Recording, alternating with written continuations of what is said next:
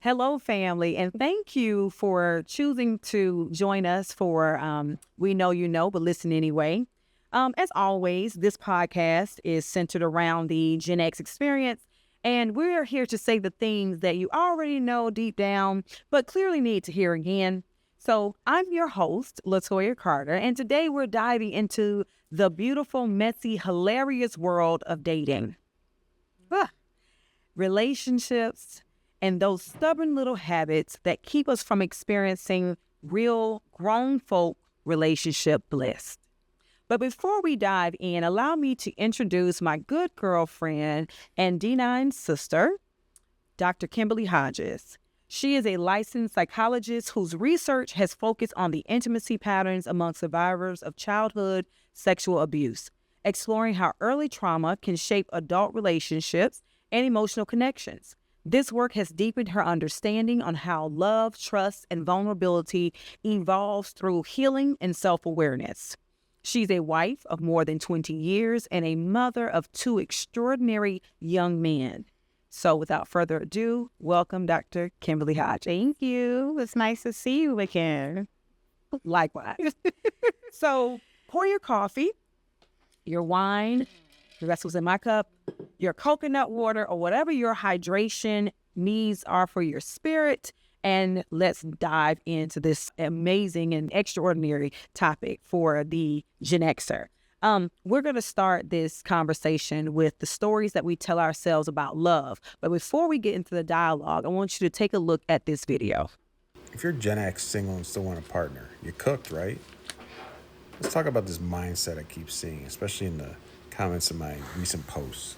The idea that if you're Gen X, single, and still want a relationship, you might as well give up, like the ship has sailed.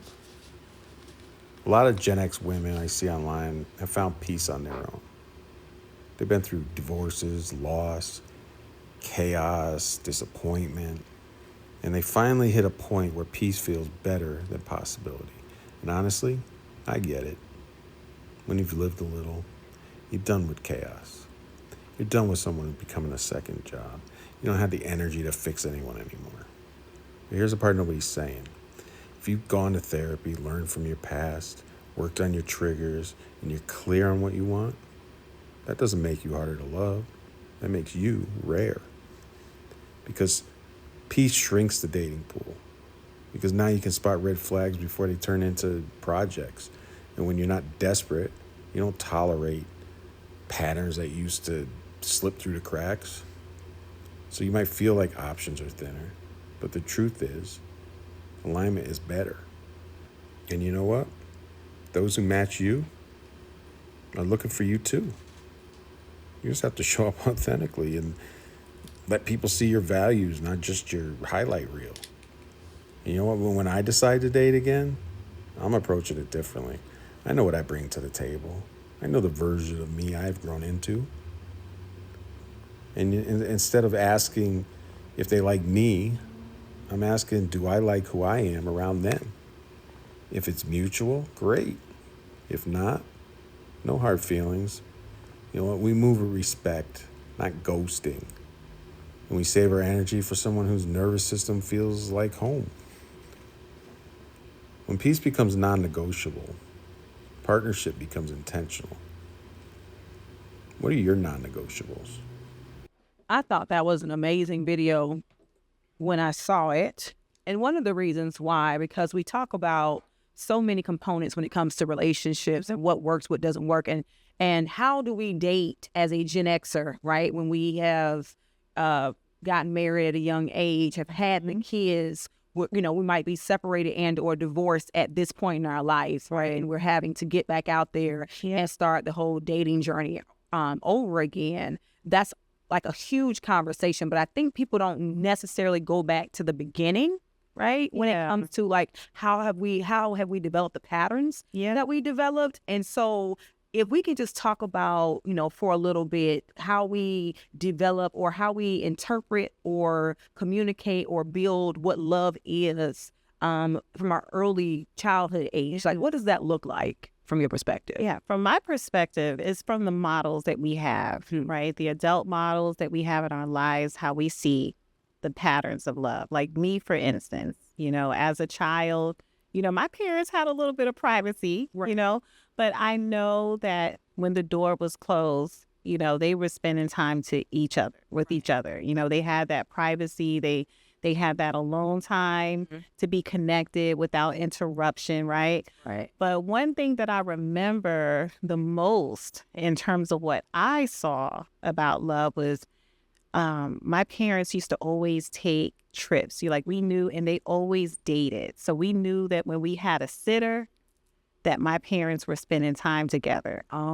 We had family trips, like little family trips to the beach, but then they had their little set. They went to the same place, actually, for their anniversary every year, right? And so I'm giving away my age, but we lived in New York, but they used to go to this place called the Poconos. I don't know if you heard yet. Yeah, they went to the Poconos. And so there's an album that they have where, I saw, like, they took pictures of their experience there. So as a child, I remember looking through those pictures of my parents taking pictures in that cheesy heart-shaped hot tub, and they had like a nice suite and everything. And I was just like, that romanticized love for me. I think as a child, we do see love and being in a relationship, Right. As like a romantic experience. And then when we start looking at those TV shows, we see the movies, at least as a child, that's what I did. Like, I was like, okay, watching the soap operas with my babysitter and seeing all those love scenes. Right. And it seemed familiar because you watched mom and dad. Exactly. My love story or childhood story of when I identified love is completely different. So I had a 2-parent home, but it was very volatile. There was a lot of fighting, a lot of yelling. There wasn't a lot of PDA. It wasn't a lot of communication of saying I love you.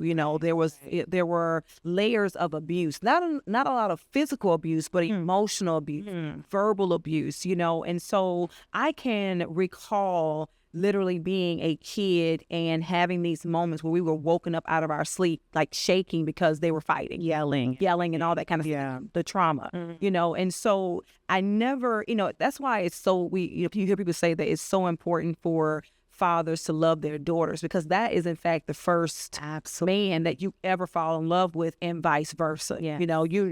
You understand how to be treated as a young woman by how your father treats you. So when you grow up in a situation or an environment where the man in the house does not treat the woman that he says he loves with the respect, the dignity, the tenderness that is necessary, you grow up with a deficit, not knowing how, or not knowing what healthy love looks like. Right. And then it puts you in a position where you start to just accept anything that is remotely not like that, but it feels good. Yeah. So you start putting yourself in situations where you start cutting yourself short. Yeah. And I think it's important for people to realize that, because we're now you're a mom of 2, I'm a mom of 3, but I'm also a grandmother of 1. Oh, wow. Of a 1-year-old.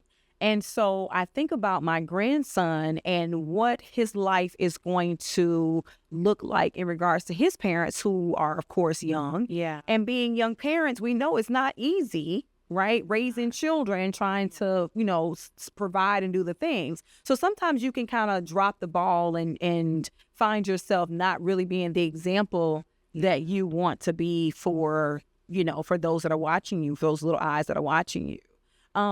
I know that you've been married, as I said, for 20 plus years. But can you tell me a little bit about your dating story with your husband? Now, remember, this podcast is centered around the Gen X experience. Yes. So we're both Gen Xers, right? And I think it's important for you to share a little bit about, what you were, what were your criteria? What were you looking for? Why did Mr. Hodges catch your attention? What was it about him? Yeah. And because I want to actually show a parallelism between how we grew up, catching a guy's eye and dating, and what we're faced with today. Well, my experience might be a little different. I met my husband in college. I was actually in grad school. I was at FAMU. Yes.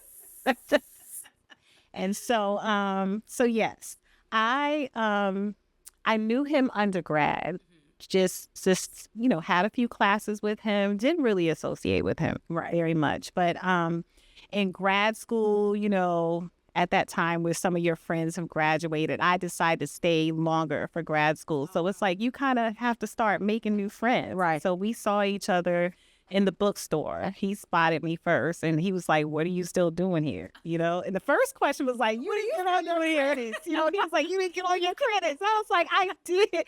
I did. I'm here for grad school. Right. And so, we exchanged contact information.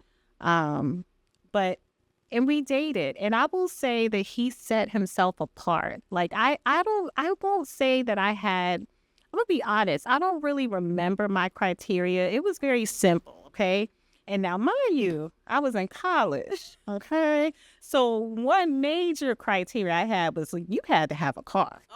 Okay, because the men that I dated before him, they didn't have cars. And I felt like, I was the driver, or they were either driving my car, pretending that it was their car, And so I was like, so when I found out he had a car, I was like, that was like a plus for me. I know that sounds simple, right? So our first date, he set himself apart. He greeted me at the door. He picked me up. He had some wine. Okay, so as a college student, I'm like, this is real mature of him, and he gave me the wine. I put it in my refrigerator. We went to the movies and I really enjoyed it, right? And then he had criteria too. Oh, yeah. So I didn't find this out until after the fact, but he wanted to see where my mind was in terms of spending money. Okay. So weirdly, he asked me where I wanted to eat. I picked the Waffle House. And he was shocked, right? He thought I was going to pick like this expensive restaurant, but that was actually my favorite restaurant. Really? The Waffle House? The Waffle House. The Waffle House. Okay. So, because that's where I went after the club. A college student, remember? So, but after that, he was very creative. I will say that. I noticed that he put like a lot of thought into everything he said, everything he did. He was intentional. Wow. Which set him apart from others, right? And I felt open. That's another criteria that I had for myself. Okay. Right? Because before I started dating him, I spent a great deal of time single. Coming out of a relationship. The person that I was with before him, I was with him since my freshman year in college. Oh, wow. And maybe even my senior year in high school, actually, up into my junior year, right? And so I spent like a lot of times myself. I dated, just dated. And I feel like even now you could relate to today, right? I advise anybody dating, date more than one person. Absolutely. Yeah. Like, see what your options are. Right. Make some comparisons. But as a baseline, my previous relationships helped me determine what I wanted, What you did. and what I was not going to put up with. Okay. Well, that is so amazing that at such a young age, you had that line, that boundary, right? Because now we find ourselves in our 40s and our 50s, reflecting back on past relationships, right? And how those relationships shape our choices now. A lot of times we fail to look at a relationship that ended as a lesson. Right. We tend to blame ourselves. You're fortunate to where you met an intentional young man. And we, so that's that young love. A lot of us who've experienced that young love, because you got married when you was 26, correct? 6. Yeah. I got married when I was 19. Oh, yeah. Okay. So I don't even, if I'm completely honest with myself, I had a good dude. Yeah. He was a good dude. My story's a little different, right? I was a teenage mom. And so going back to how we dated back, back in the day, back in the 90s. I think people don't, the millennials and Gen Zs really don't understand that we grew up in a time where we didn't have social media, cell phones, and that type of thing. I mean, having a pager was a big deal. I mean, we were so creative to do little codes, with 9+1 and Right. And you thought you was something.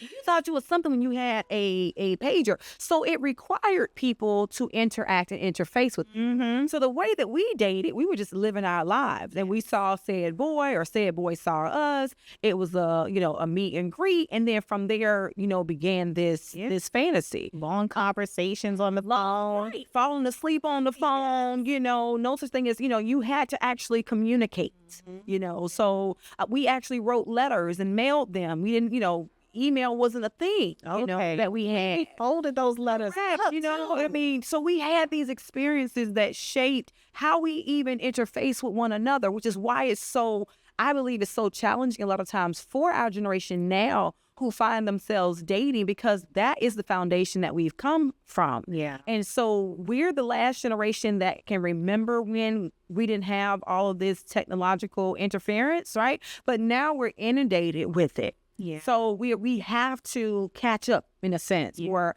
operate within the confines of what the world requires. There's no light because people are not coming outside anymore. The club is not the club. Is not thick anymore. Okay. The club is a death sentence. The club is a trap. So basically, you have to play Russian roulette, right, on online dating. Yes. Now, truth be told, I met my Mr. Forever online. However, it wasn't the first time I was online. I was on all the things. I was on Bumble. I was on Tinder.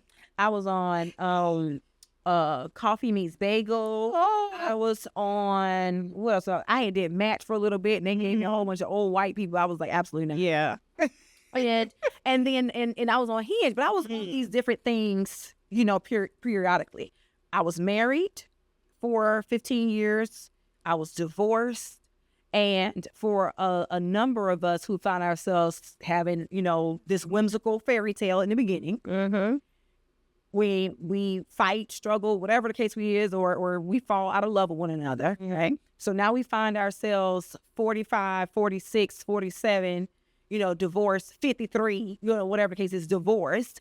And we're listening to a younger generation say things like, there ain't no good men out here. Yeah. Ain't no good. Yeah. And so we're like, ain't no good men out here. Yeah, well, I heard it's hard out there. Not gonna lie, I heard it's hard out there. No, But my single friends tell me it's hard. So I'm glad I'm not in that game anymore. Don't ever come out here in these streets. Yeah. So it's so important to understand what we choose, why we choose what we choose, and if we are choosing the wrong thing for us, how to break those habits, right? Yeah. So let's go to another topic, or just, kind of build on this.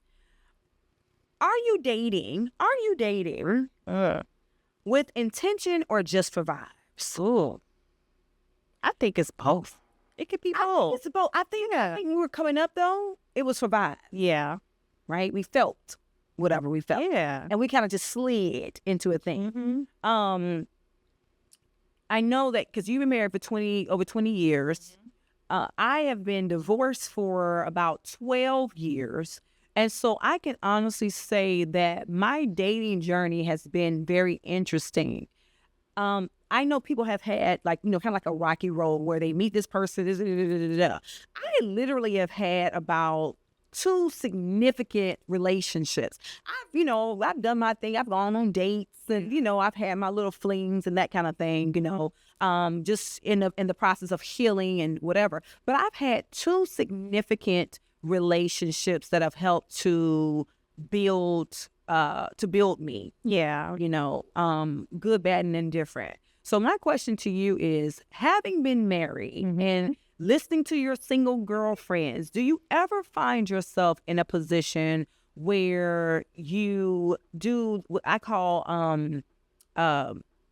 basically where you test, you're asking your spouse, are you happy? What can I do to make our relationship, our situation better? And if you do that, what does that look like? How do you go about having those conversations with your husband? Well, I never really outright asked him. Like we have those conversations all the time. Not necessarily what can I do to make you happy, but necessarily if we feel like we're not happy, right? And then, we have an open communication where we will tell each other, Right. what the deal is. And it could be something very minor most of the time. Or sometimes we're just checking in with each other. It may not be that we're not happy, but I'm going to be honest with you. When I was going through my college experience of, getting over a bad breakup, one of my college professors said something to me that resonated with me. She said, it's not your partner's job to make you happy. No, it's not. And she said, it's your job to make you happy. And I say that to say, I always remind myself of that, because I used to frequently, just like anybody else, say things like, I'm not happy. Right. To my spouse, even boyfriends that I've had. And I had to take a step back and be like, wait a second, what can I do to make myself happy? If that means expressing to the person what I want, what I'm looking for, what I'm not seeing anymore. Right. Because sometimes things can die down. That honeymoon stage can definitely die down, or just take a rest every now and then, right? Or if it's something that I feel like I need to do, like if I feel like I'm in a rut and it's just that redundant day after day thing, I'm like, what can I do? And just last week, for example, my husband and I, it's interesting that you asked me that, because we did kind of ask each other that question. And he was like, what can I do to make you happy? Right. And I said to him, what can we do to make us happy? Right. And because I see that we're like in that partnership stage right now. And I'm not trying to sound like a book, but that's where we are. Right. And he even thought about it. He was like, you're right. We should do something. We should always think about something that we can do together to make both of us happy. Right. To add. Because there's a lot of times my husband, I'll admit, I feel like he sacrifices a lot. Like when we want to go out to eat, it's usually like where you want to eat, Right. I really don't take any like, I'm just like, I have to think back and be like, where do you want to eat? Right. Because I know sometimes he doesn't even want the restaurant. Right. That I want. I like seafood. He's just like, oh, Right. And so that's what caused us to have that conversation. Like we have to start thinking about each other. Of course, we want to make each other happy, but we really have to focus on not thinking that our spouse or our partner is the main primary person that's responsible for making us happy. Right. It's funny as you said, because something as simple as where do you want to eat? Mm-hmm. When I asked my significant other asked me just yesterday, where would you like to eat? I said, wherever you like to eat. Oh, he had a whole meltdown. Oh my gosh, here we go again. And I'm like, just choose a place. I will figure it out. Yeah. And a lot of that for me is because I don't eat that much. Mm-hmm. So if I say I want to eat here and then you can't find something, it's just a thing. I'd rather you just pick a place, especially if it's last minute. Yes. And then I'll just find something on the menu. So, for instance, yesterday we went to Texas Roadhouse. I had a filet with some applesauce and the Caesar salad. Like, you talk about the combination. Yes. Yeah. But I believe at this big age for the Gen Xer, right? Mm-hmm. When you say, are we dating with intention or are we dating for vibes? At this age, we have to be intentional. We have to. Because we have a lot of days behind us than we do, in front of us. Tomorrow, again, is not promised. You don't know if you are going to have a tomorrow. And so the thing that we don't have is time. We didn't have it then, but we didn't realize we didn't have it, right? And I saw something yesterday on TikTok, because, TikTok has become the Bible of information.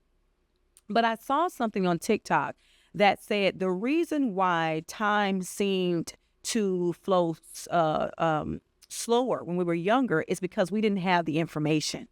our mind was gathering the experiences. Our nervous system was building a repertoire, a memory of experiences. And so when we had these new experiences, because it was new to us, it seemed like, and as we have, aged, right, and gotten to a place in our life where we have this wisdom, time seems to, speed up. Yeah. Why? Because we have seen patterns. Yeah. We recognize things. So it's not new anymore, right? So things that were new and that were whatever, You already know that. we already know. So you don't have time to date on vibe.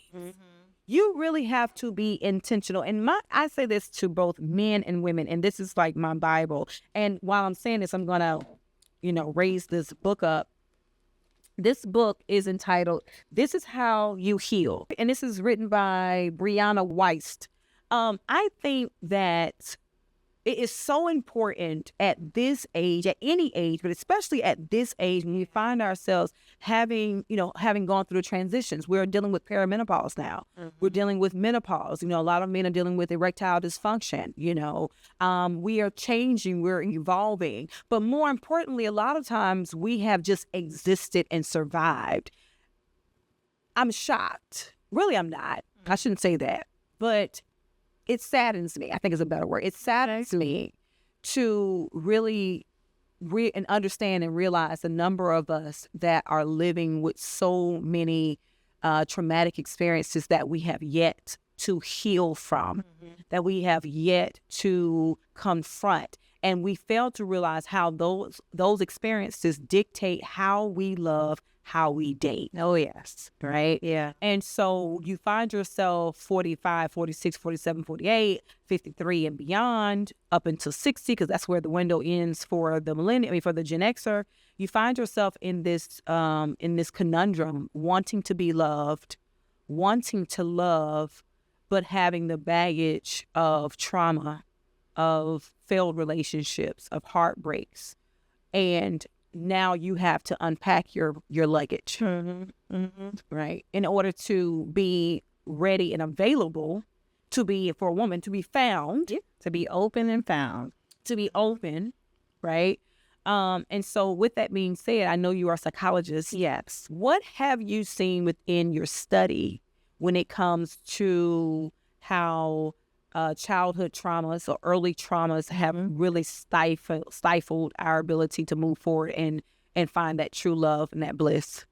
Well, as part of my study, I interviewed many different women, several women, and they all had one theme that in common. They all had different themes, but one theme that they had in common was trust.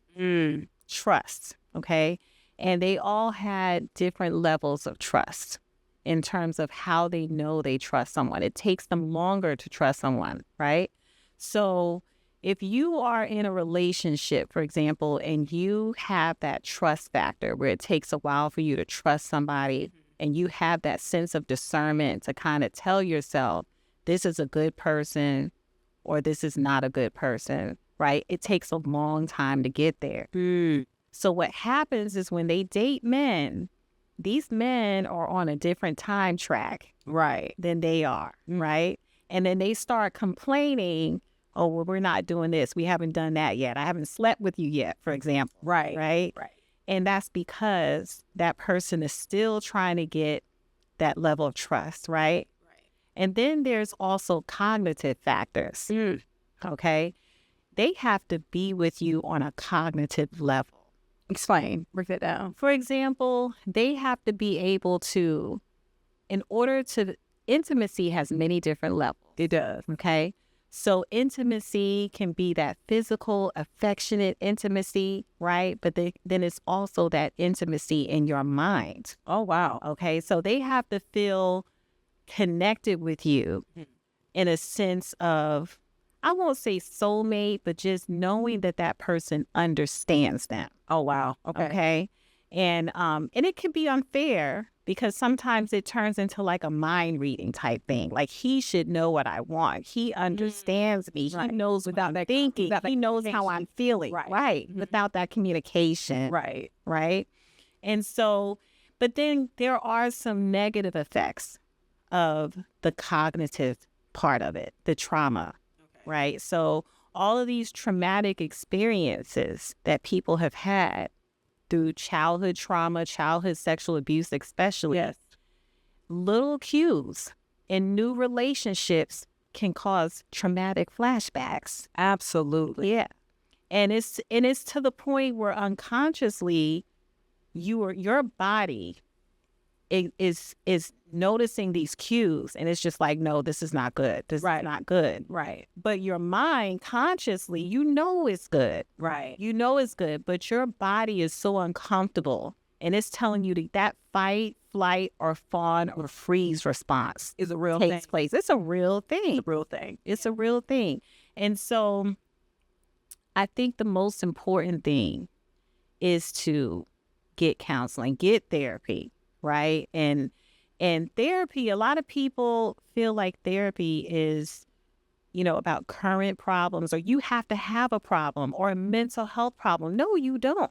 I'm a psychologist and I get therapy. Right. I see a therapist because I listen to so many things from so many people, and I need somebody to talk to sometimes just to sort things out. Even when things are going well, you can get therapy to constructively look at your life. Right. There's always room for improvement. There's always room for enhancing. I don't know where Yes. therapy became synonymous with failure. Yes. Or it became synonymous with, you're weak. I don't, No. it takes such strength to be vulnerable, to know that you need to work on yourself, Right. and to put in the work to actually experience what that freedom looks like. Exactly. We are literally the summation of our experiences. And a lot of times we'll be like, oh, I talked to my homeboy, I talked to my girlfriend. Well, they are also the summation of their experiences. Yes. And if they have not gone through their, what I like to call their healing journey, they can't help you, Can't help you. in a moment of of awakening. They can relate. They can relate And to they can some degree, and they can empathize. They can normalize your Yes. feelings, but then you need to talk to someone that's trained Right. to come up with some strategies together, come up with some goals and some solutions. Right. Right. Right. That's why our suicide rates are so high right now. Yes. People are not seeking help to get solutions, No. right? And they're feeling more and more alone. And that is literally, it goes hand in hand with what we experienced during COVID, where there was a lot of isolation. Yeah. Another thing, and I'm pretty sure you can talk to this, is the way that we criminalize independence.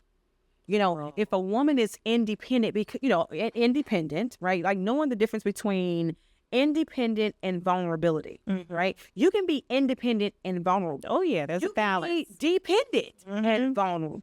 But it's amazing at our big age how if you are established, right, and you are taking care of your business, how independency is a turnoff. Oh, you one of them.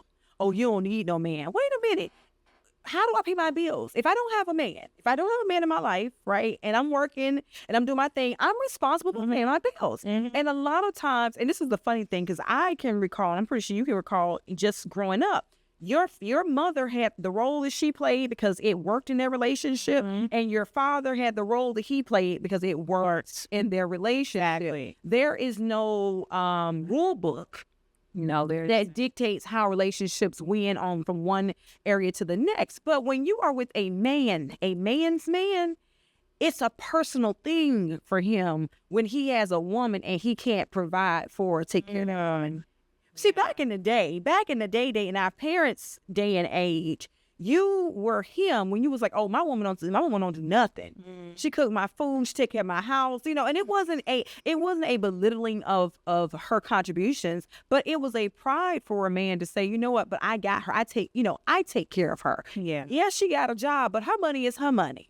We are now in the state where at this big age as Gen Xers, we're having conversation, and you're not because you're married, but as someone who was formerly out in the streets, Out in the streets, really.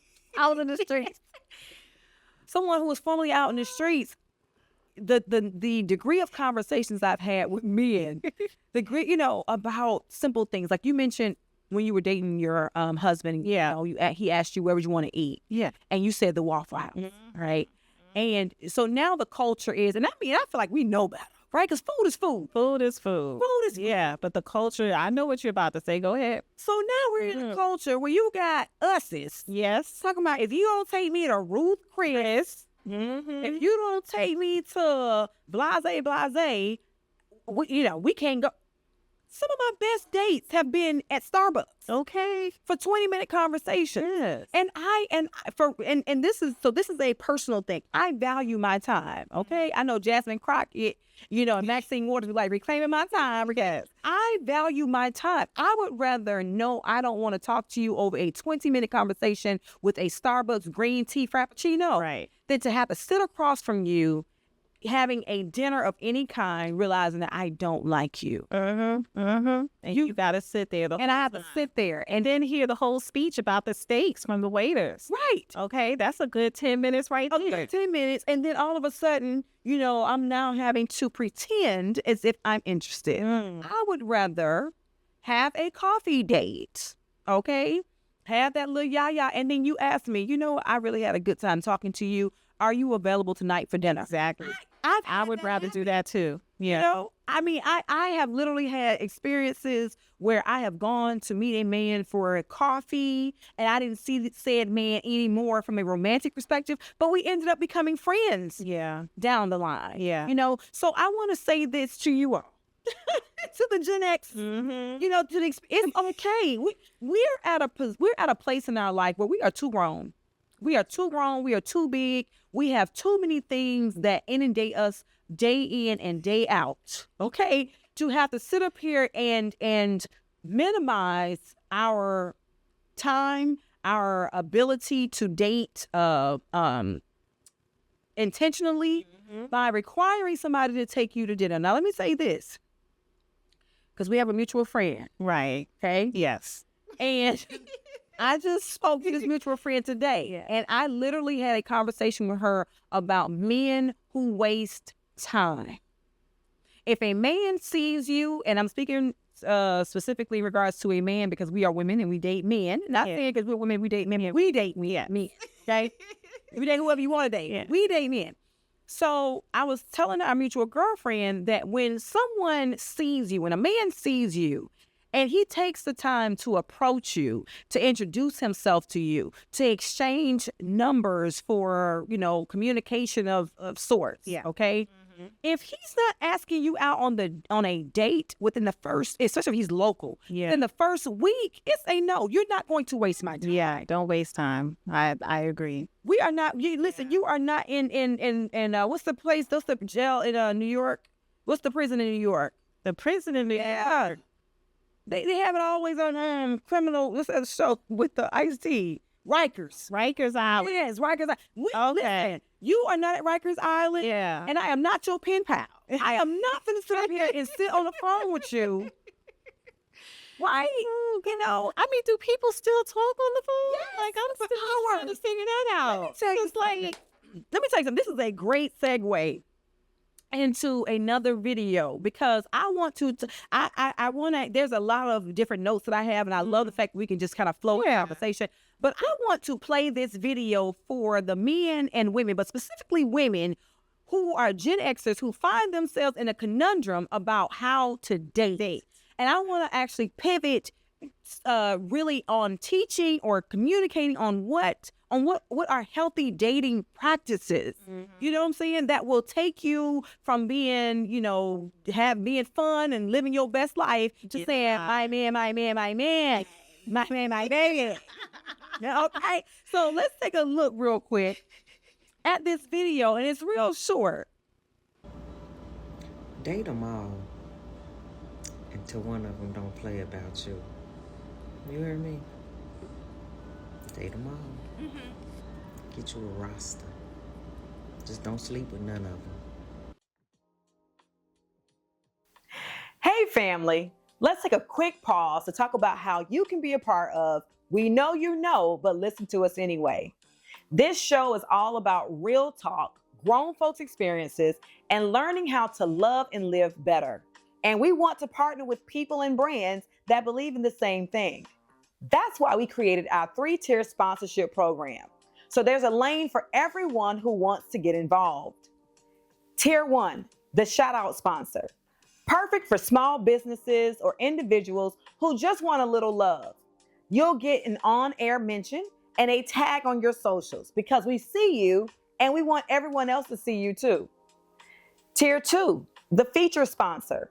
You'll get a dedicated segment where we tell our listeners who you are, what you do, and why we love your brand, all wrapped up in that we know you know energy. And Tier 3, the power partner. This is for brands who want to go all in. Episode integrations, social media features, and your message woven naturally throughout the show. It's partnership with purpose. So whether you're uplifting the community, building your brand, or just want to connect with grown folks who get it, let's make it happen together. To become a sponsor, email us at contact@letsbeclearcommunications.com or DM us on Instagram @We Know You Know Podcast. Because one thing's for sure, we know you know it's time to grow together, but listen to us anyway. Welcome back to We Know You Know, but listen to us anyway. And we're on the second part of the first episode, and we're going to change gears a little bit. But before we get into the dialogue entitled, How Do You Know When You've Been Loved Well? I want you to take a look at this video. Hold on, Tammy. I want you to say this, what you just said to me on camera to the people of social media land, okay? Can you repeat that? I know I just paused you because I wanted to pull the camera out because I need to get this documented, okay? Okay. Here we go. Hold on. Okay, go ahead, say what you say. I said that I am an anomaly. We were talking about how women are saying men have to make 6 figures or they got to be 6 feet tall or like all this stuff that, you know, makes them only be looking for like 1% of men worldwide, right? And I said I'm an anomaly. And not because I'm married. People get married all the time. Not even because I've been married for 24 years. I am an anomaly because I have been loved well. And you will be surprised how many women have never experienced being loved well, being respected well, being honored well by a man. So when you remove that, all there is to reach for is the 6 figures, the big house, the fancy car, the expensive bags, the trips, because I got to get something out of it. So when they don't understand that there is no value that can be placed on being loved well, they don't even know what it feels like. They don't even know what it looks like. So they reach for superficial things. Not to say you want somebody broke or you want somebody that has no, desire to do things for you. But I'm telling you, all of that without being loved well is whatever too. So do you want to give me a thank you or a gift? Go ahead. What do you mean? You say. I mean, absolutely. Thank you for loving me well, but I don't think it's not all because of me. It's the man you are. Whoever you would have married, you would have loved her well. It's who you are. Oh, wow. Yeah. Oh, wow. I'm just fortunate. I'm blessed. You look blessed to me. Blessed! I love you. I love you more. Okay, so Dr. Kimberly Hodges. Yes, ma'am. With over 20 years of marriage, can you emphatically say that you've been loved well? And if you can say you've been loved well, what has that looked like? Oh, yes. Of course I've been loved well. What it looks like is that my husband sees me as not only his wife, his intimate partner, his soulmate, but we are family. That's what we are. We're family, and we respect each other. We formed a family together, and being loved well is not only through his actions, right? That's an important part, but it's also through the things that I see him do with other people. Like, he shows me that he knows how to love. I see how he treats other people, how respectful he is to other people. He treats other people the way that he wants to be treated, right? And I even learned some things from him, right? In terms of what? just how to love other Oh, people, wow. be respectful. Like honestly, not that I was a disrespectful person before, but it's just that when you exude like that type of just respect and genuine sincerity to other people, it reflects how you treat your spouse and how you treat your partner, right? At least that's what I believe. Now, there are some people that can fake it, Right. so I'm not going to sit here and, I have friends who are just like, oh, my man doesn't act that way Right. at home, that he, the way he acts at work. So I'm not saying it that way, but I'm just saying in terms of what I've noticed, right, in terms of being loved well. He would ask me several times, and we ask each other, we kind of go over our love language. Like, we believe in that. Yes. Right. So my love language, he knows, is acts of service. Right. Now, I didn't believe it was. Right. But at the beginning, but that's my love language. Right. And so he likes to do things for me. Like, he likes to just do nice things, right? And I could tell that he put thought into it. And that's what he did when we first started dating. He puts thought into the things. He's very consistent. Very consistent, right?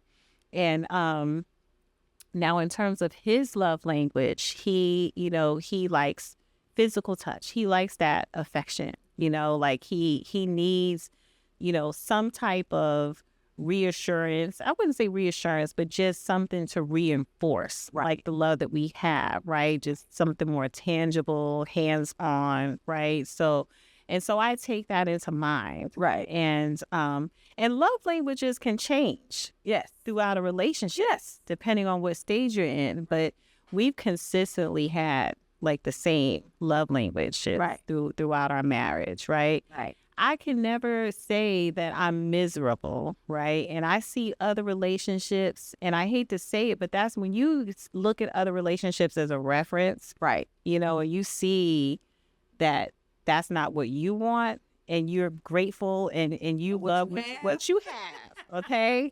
Right. And I'm not saying everything, everything is just roses all the time, but you have to be able to get through the tough times of any relationship. Yes. And be able to work things out. Yes. I think that video actually mirrors what you're saying, because she says that, yes, I'm married, but people get married every day. Yeah. It's the fact that I'm loved well, which means that he's very intentional and he finds reasons to fall in love with his woman all the time. You have to find a reason to fall in love with your partner. Yeah.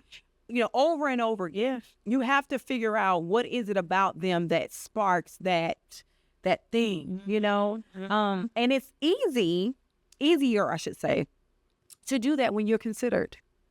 Absolutely. Because she says, I don't think it's me. I don't think that I've been loved well because of me. I think whatever woman you would have been with would have been loved well because that's who you are. Yeah. So I remember someone saying something about love languages. And when I thought about it, I was like, I think they're absolutely correct. What they said was that our love languages are the things that we did not receive growing up, that we did not receive, Yeah. So if your love language is acts of service, is that, you wanted people to do things, to consider you and to consider doing things for you. And you didn't get that. You probably was the one doing things for other people, having to consider other people, Throughout my childhood, I was. But that's what I'm saying. That's where it starts. No, well, my childhood, it was acts of service. It was acts of service. Like, You would do. Okay, so my father was okay. showed An me example. acts of service, For to me as a daughter. Like, he was always, and he's still like that. Doting. He likes to do things for me, Right. and I saw him do things for my mom. Right. In terms of my friendships, though, and other relationships, I can only say for myself, Right. that that's a good question. I never paid attention to how I Look at the hierarchy of the five. Right. So for me, it was words of affirmation. Okay. The way you say to me. Yes. Mm-hmm. And that was indicative to, as when I was growing up, how I didn't really get that. I didn't get it. I didn't get, the words, the kind words. the words that built you up. I got things that broke you down. And so as an adult, if I'm in a relationship, you know, that communication, I mean, it's we're here today because I'm a, you know, natural communicator. Right. But, and by DNA and by education, however, speaking life into me does it for me. Oh, yeah. Yeah. You know, it's like a weight. It just like, it keeps like, Yeah, it's that cup. honey, when I'm walking around with my head thing on my head and dark circles, and you know what I'm saying, one eye maybe shorter than the other, you know, and I hear my man say, "You are so beautiful." I'm like, where? Yes. Yeah. Where's the beauty? Baby, you are beautiful. Oh, I've been there. I'm just like, what? Are we looking at the same Right. thing? You know, when he goes in for a kiss and he's like, "Did you brush your teeth?" "No, but my breath don't stink. Give me a kiss." You know? Well, you know, and you know, but when I asked you that question about have you been loved well? And then I turned that same question on myself. In the beginning, as a 19-year-old, I was loved well. Mm-hmm. I was with someone who considered me, who protected me, who did the things, which is why I'm so adamant about the importance of going through that healing process. Yeah. Because I remember saying to the universe, I'm going to do what I'm supposed to do, what I need to do. And if you see fit to give me a second opportunity to be able to have a man that sees me, that's willing to love me, that is a protector, a provider, and someone that you know, actually is in partnership and is my friend. I think friendship, you know, your husband's an Omega. Very important. Friendship is essential to the soul. Friendship will carry you sometimes where love will drop you off. Do you understand? Because you'll say, I can't stand your pigeon-toed, not needed, fall in. Right? But you my dog. You my dog. You my dog. I love you, big head. I love you, big head. You know? And so having that experience and then having the other experiences where I didn't necessarily have that type of partner. Yeah. Now that I'm with a partner that has doubled, quadrupled that initial experience, and I'm a different woman at 40 something years old, whereas I was not mature enough, I was not capable of existing in a space where things were required of me. I didn't have the bandwidth. Yeah. You know. So and that's the goal, really. To be in a place where you are able to love well and you're able to be loved well. Yeah. And I think it's really important to say when speaking about love languages that you have to be interested in how the person that you're with needs to be loved. So many of us love according to how we want to be. Yeah, we're all guilty of that. Yes. Yeah. You At know, some point, and you have to open your eyes and realize it. Exactly. You know, it's a thing where if I like gifts, right? I bought you something. I bought you something, so you should be happy. No, I need you to come and hold me. I need you to rub my back. Yeah. I need you to be in my confidant, my ear. Yeah. Yeah. You know, I'm sad. I can honestly say that my partner does an amazing job. Now, I will say, because he was married for over 20 years, like yourself, that there have been some learning curves. Yeah. Because, you know, it really, really, really depends on who you are and how you show up in the world, really. You know, because so many people are amazing individuals, but they suppress that with the next person because of what happened in the previous relationship. Right. Yeah. And you got to let it go. Yeah. You know, or you have to work through letting it go. Yeah. But you can't hold that person hostage. Yeah. And you may get the same result doing the same. You may get a different result, rather, doing those same things that you're holding back. Right. And one of the things that he said to me when we were just exploring our lives, initially, he said when he was divorced from his ex-wife, because we both been married once, when he got divorced, he said he was sad, he was depressed, he was, you know, all the things. That's grief. You know, That's you a grieve. loss. Exactly. Yeah. It's a loss. Yeah. The person's still alive though, but Yeah. you grieve Yeah. as if, you know, Grief is any loss. exactly. You Yeah. grieve the hopes, you grieve the past, but you grieve the present, the future that you built, you know, the shoulda, coulda, woulda. Yes. You know, you grieve the normalcies, you know, even the negatives, you grieve all of those things. Everything. So, and he said, you know, when he was going through that grief period, he was like, he just didn't know what to do with himself. He was just thinking to himself, like, oh my gosh, what now? He said, and then I met you. Oh. And then I realized, he said, and then I said to myself, I'm so glad she left. You know? See? He's like, I'm so glad. He said, because had she not, He would have never met he you. would have never met me. Exactly. And he would have never been in a position, because he's a giver, Mm-hmm. you know? And so when you've been playing a role so long, you don't know what it feels like when you're the recipient of being given to. And so he was like, he's like, oh my gosh. So this is a funny little story, and I'm going to go to the book and then we'll end. We went to Boston. Well, his family lives in Boston. Oh, yeah. So we went to Boston for Thanksgiving. And my significant other is not American. So therefore, Thanksgiving is not synonymous to his culture. And so it was interesting. It was a very interesting situation, but you know, getting to meet his family and getting to spend that quality time was, you know, just everything. Yeah.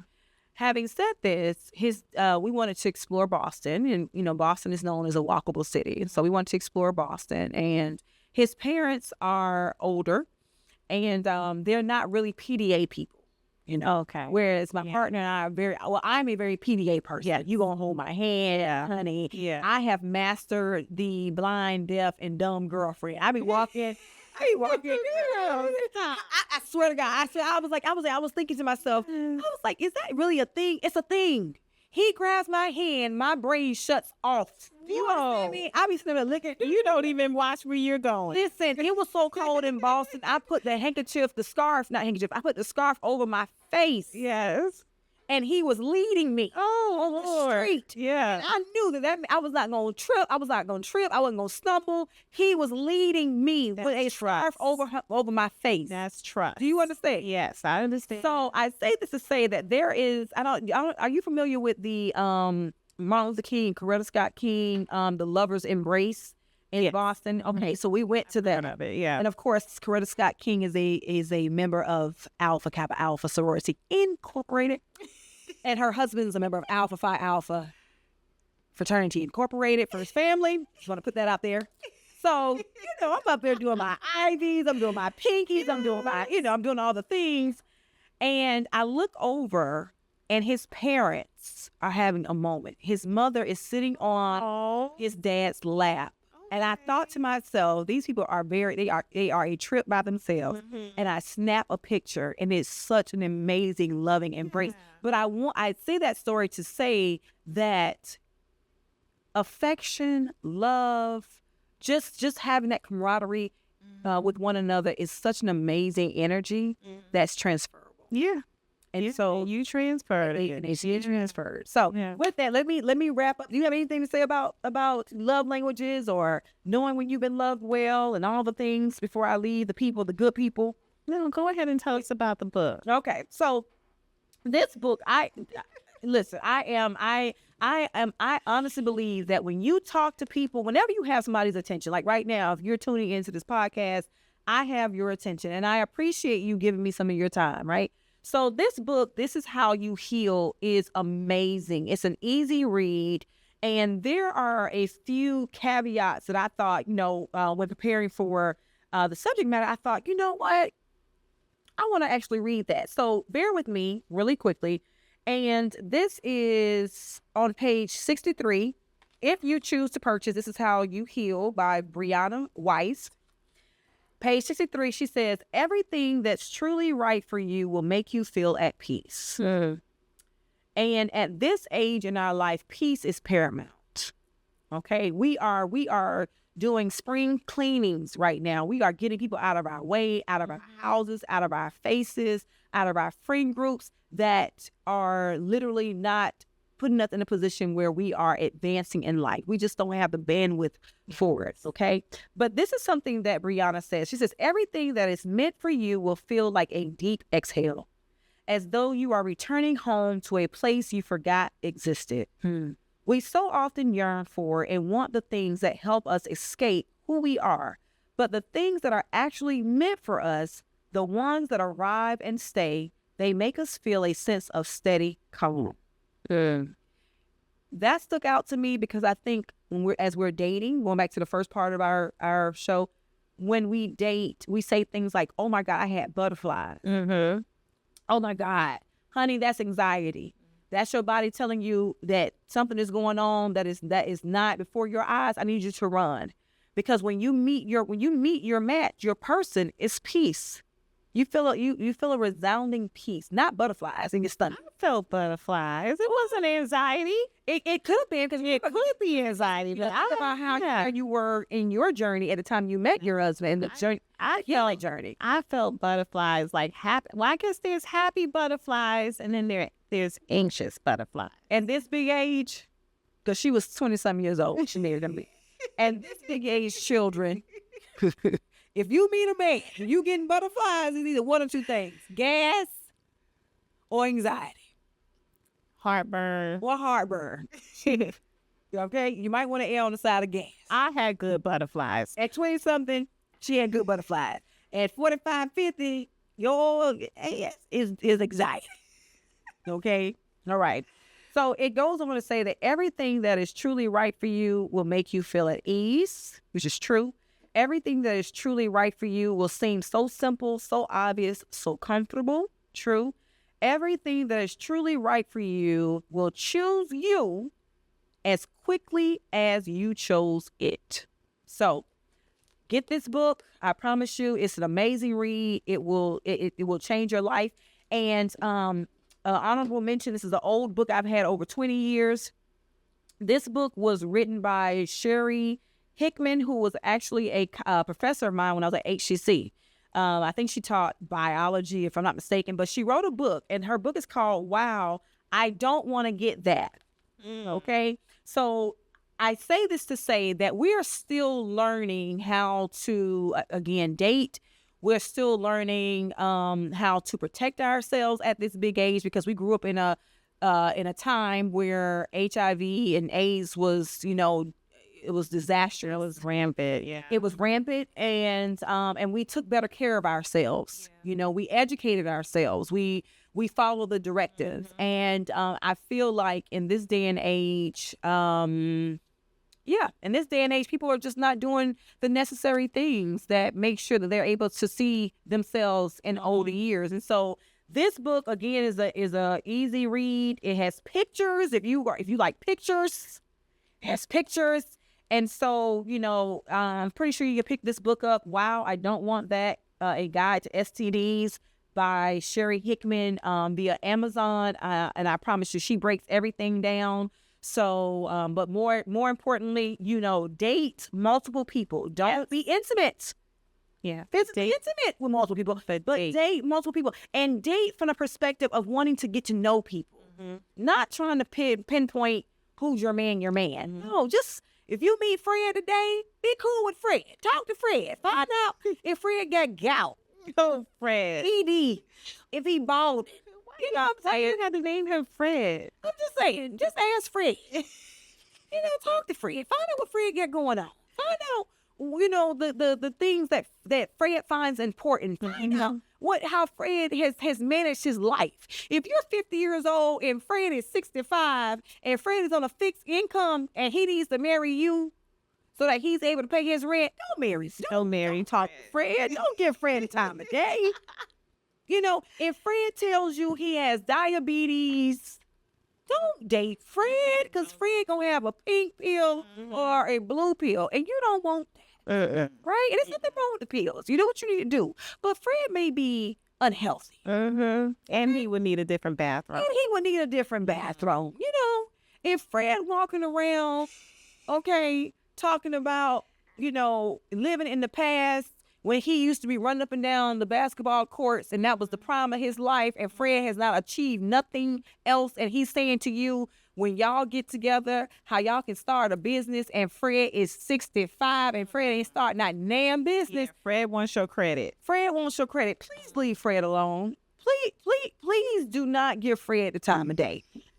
If you meet Fred and Fred is saying all the things, please talk to Steve, Tony, James, Ralph. Hell, date you a white man. Find you a Japanese man.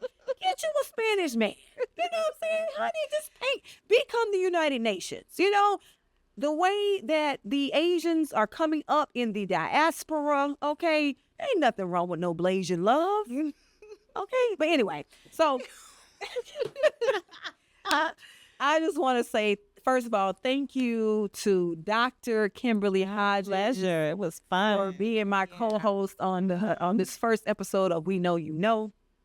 But listen to us anyway. I really enjoyed you. I enjoyed your expertise and the wealth that you have brought to this podcast, and I'm pretty sure we will see you again, probably next episode. Yeah. But we will see you again.